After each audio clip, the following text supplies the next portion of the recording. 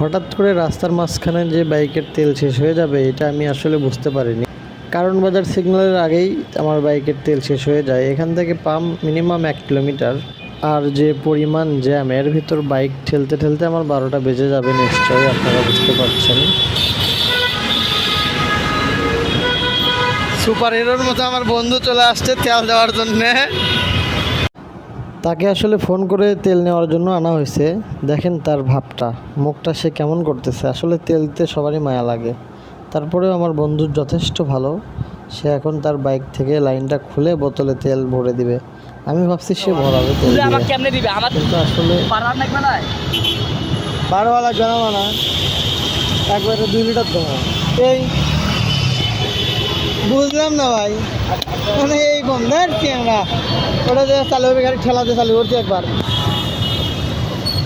মানে এগুলো কম খাসলো তোমার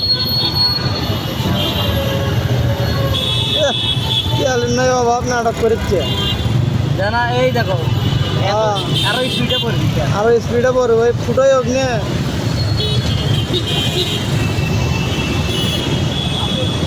আজকে যেতে আর বাতাসে উড়ে গেল, এই গরম পড়বে।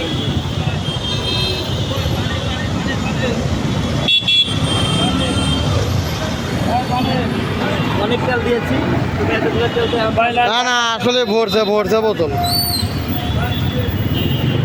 বহুত তেল দিছো তুমি। তাই করছি। আগে তোমার কতক্ষণ আগে বন্ধ হয়েছে? বন্ধ হয়েছে, তোমাকে ফোন দিছি। হ্যাঁ, বন্ধ হয়েছে, তোমাকে ফোন দিছি। ও এটা কেন?